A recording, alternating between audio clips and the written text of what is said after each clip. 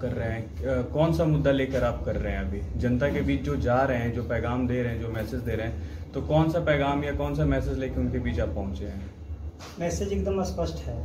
35 साल से एक व्यक्ति विशेष का यहाँ पे कब्जा है और गया पूरे भारत में गंदगी में 1 नंबर पे आया हुआ है। तो हमारा पहला उद्देश्य है कि गया को बिल्कुल स्वच्छ साफ सुथरा रहे। ये हमारा इसलिए नहीं कि हम किसी पार्टी से खड़े हुए हैं, क्योंकि भारत के माननीय प्रधानमंत्री का पहला सोच है स्वच्छ भारत, और उनका ही राज्य में, उनके ही समय में गया भारत में सबसे गंदा शहर में है। तो स्वच्छ गया के लिए हम आए हुए हैं। सौंदर्यीकरण के मुद्दा पे हम आए हुए हैं। शिक्षा के क्षेत्र में जो बदहाली है बिहार सरकार की तरफ से, उसके लिए आए हुए हैं। हमारे यहाँ वित्त रहित शिक्षक और शिक्षकेतर कर्मचारी भूखे मर रहे हैं, उनका समस्या को सदन में उठाने के लिए आए। यहाँ रोजगार सर जो देखा जा रहा है कि बेरोजगारी बहुत ज्यादा हद तक बढ़ गई है, तो इस पे आपका क्या चर्चा है? ये तो आप विश्वास करते हैं ना कि बेरोजगारी बढ़ी हुई है। उन बच्चों के लिए अगर हम नहीं आएंगे तो कौन आगे आएगा? मैं एक वित्त रहित शिक्षक हूँ, महिला महाविद्यालय टिकारी का प्रोफेसर हूँ। तो शिक्षक के नाते मैं स्टूडेंट का पूरा रग रग से स्टूडेंट के दिक्कत के बारे में मुझे पता है। तो हमको तो सृजन करना होगा, छोटे छोटे रोजगार को सृजन करना होगा, उसके तरफ हम आगे काम करेंगे, ताकि बेरोजगारी और बेरोजगार युवक गया छोड़ के कहीं बाहर पलायन न करें। यहाँ बेटियाँ सर सुरक्षित भी नहीं है।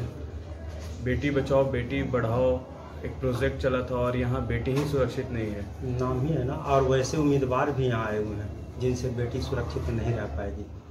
अगर हम कुछ बोले, किसी का नाम ले तो अच्छा नहीं है। हमसे ज़्यादा तो आप लोग पत्रकार हैं, सबको पता है।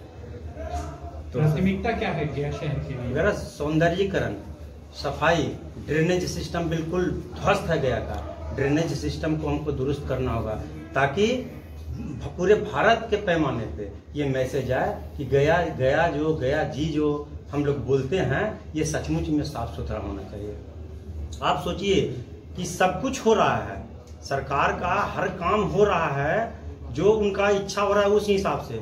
और यहाँ पे क्या हुआ? अभी 15 दिन का जो पितृपक्ष मेला होता था, नहीं हुआ। यहाँ तो जो उसी से खाने वाले लोग थे, उनका क्या हासिल हुआ? मंदिर मस्जिद पूरा सब बंद हो गया, टोटल बंद। वहाँ के गरीब लोग जो उसी से आश्रित, उसी पर थे। सरकार का क्या कोई ध्यान रहा क्या? तो इतनी बड़ी पितृपक्ष मेला जो कि एक मतलब गरीबों लोग के लिए जो एक खाने का जरिया होता था, वो बंद हो गई और इतनी बड़ी चुनावी रैली हो गई। तो इस पे आप क्या कहना चाहेंगे? इसका नाराजगी इस चुनाव में आपको समझ में आएगा, सामने आएगा। उन लोगों की नाराजगी इस चुनाव में सामने आएगा, पक्का। बड़ी बड़ी रैलियां की जा रही है। लॉकडाउन का सरकार कहती है कि लॉकडाउन है, कोरोना है, सोशल डिस्टेंस बनाइए, मास्क पहनिए, और वहाँ पे देखा जाता है सारे धज्जियां उड़ाया जाता है।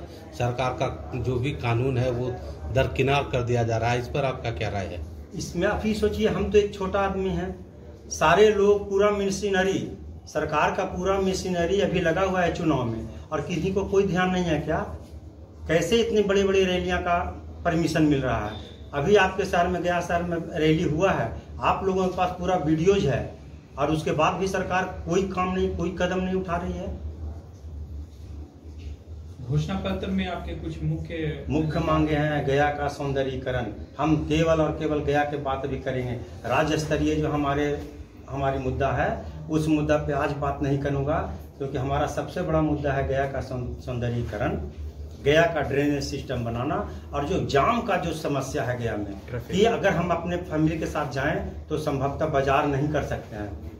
एक गया का वासी होने के नाते एक शर्म हमको इस बात का है कि अगर हम अपनी पत्नी के साथ, आप लोग भी अगर फैमिली के साथ बाजार जाते हैं तो यूरिन पास करने के लिए तड़प जाती हैं महिलाएं। अगर मैं यहाँ से हमको पर विश्वास किया गया तो एक एक चौक और चौराहा पे लेडीज और जेंट्स का हर हाल में पहले यूरिन पास करने का व्यवस्था करूंगा, क्योंकि ये हमारे लिए शर्म की बात है कि गया में 35 साल एक आदमी विधायक रह करके और 15 साल कब्जा किए हुए हैं नगर निगम पर, और इससे और किसी का कोई ध्यान नहीं है। मुझे पहले ये करना होगा। महिलाओं की सुरक्षा इसी स्थिति से किया जा सकता है। इज्जत करना होगा, हमको सम्मान देना होगा। युवाओं के प्रति क्या कहना चाहेंगे? युवाओं के प्रति बताया कि हमको छोटा छोटा सृजन करना होगा, रोजगार। गया में बहुत लोगों के पास ऐसा है जो कॉन्सेप्ट है कुछ करने का, लेकिन वो हिम्मत नहीं करते हैं। 15 साल बड़े भैया, 15 साल छोटे भैया यहाँ काम करके अपना ड्यूटी नहीं निभा पाए, वो सिर्फ सत्ता के लिए गठजोड़ करते हैं।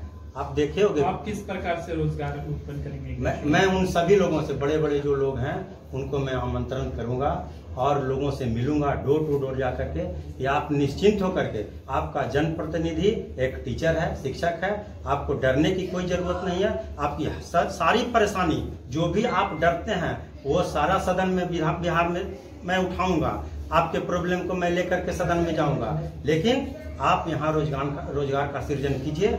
हमसे जो एक जनप्रतिनिधि के नाते होगा सपोर्ट, मैं आपके साथ रहूंगा। सर आपका परिचय? मैं मनोज कुमार त्रिपाठी। वैसे मैं इंटर महिला कॉलेज टिकारी में फिजिक्स का टीचर हूँ और इस बार गया विधानसभा से राष्ट्रीय जनजन पार्टी की ओर से उम्मीदवार।